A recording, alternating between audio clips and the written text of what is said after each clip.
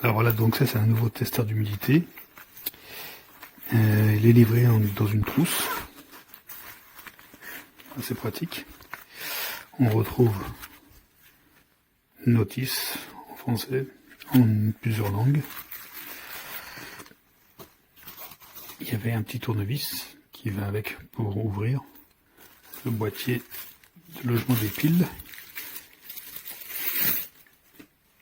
Donc voilà, c'est marqué donc Tadeto. Et on a ici donc l'emplacement pour mettre les 3 petites piles qui sont déjà incluses. C'est des triple A. Donc j'ai déjà fait le changement. Alors l'appareil, il a donc des touches, comme on peut voir ici. Marche, là c'est pour les mesures, qui sert aussi de bouton de maintien, donc de lecture, hold. Ici on a donc minimum maximum quand on fait des mesures, donc on peut voir les valeurs minimum maximum. 7 donc pour le réglage, ça sera pour nous permettre de passer dans les taux d'humidité sur les différentes plages selon le matériel qu'on teste.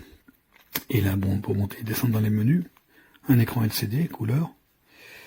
Alors c'est simple, donc là en plus il y a une barre ici en métallique avec un senseur ici qui est donc de mode sphérique. On allume, écran couleur. Donc là il y a un affichage ici donc numérique, ici un affichage classique, les valeurs minimum maximum. Au moment donc on doit faire un calibrage la première fois, à chaque fois qu'on l'allume, il faut le faire donc à l'air libre, sans bouger. Voilà, il est calibré. Et après on peut tester donc l'unité. Par exemple, si on va ici, c'est marqué sec. On peut bloquer la mesure ici. Donc si on fait comme ça, et si on avait des valeurs différentes, on aurait maximum minimum.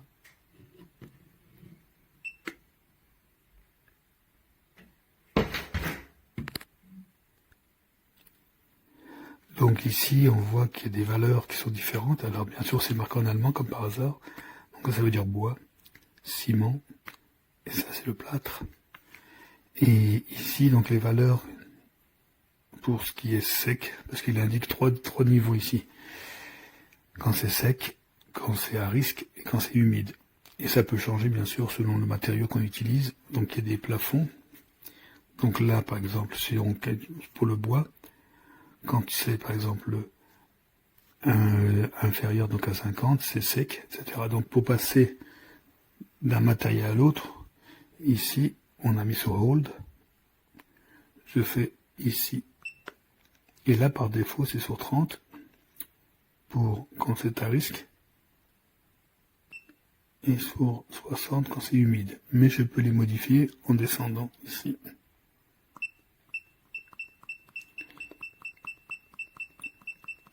Pour arriver au plafond, par exemple de 80, comme indiqué ici. Et voilà. Je vais aussi modifier celle-ci. Donc là, c'est inférieur à 50.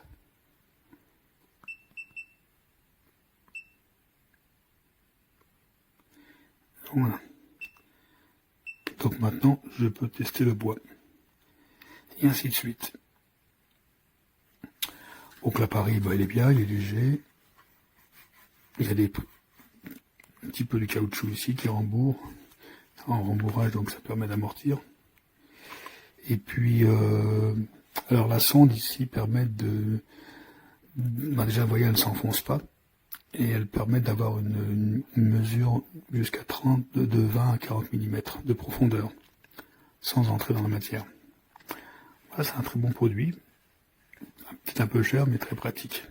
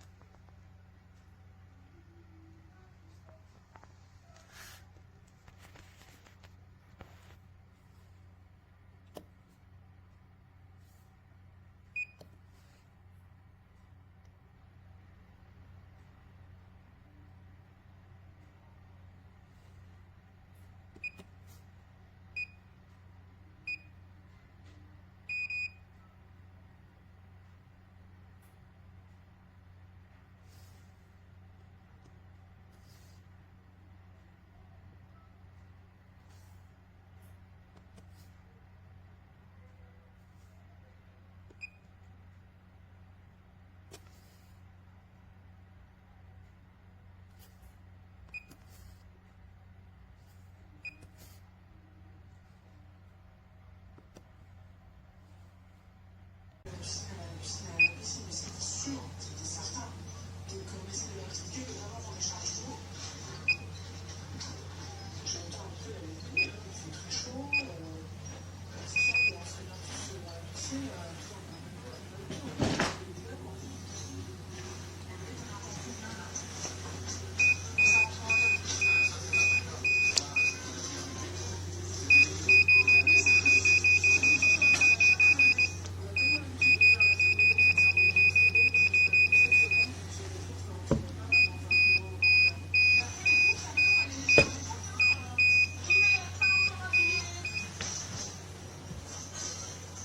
photo,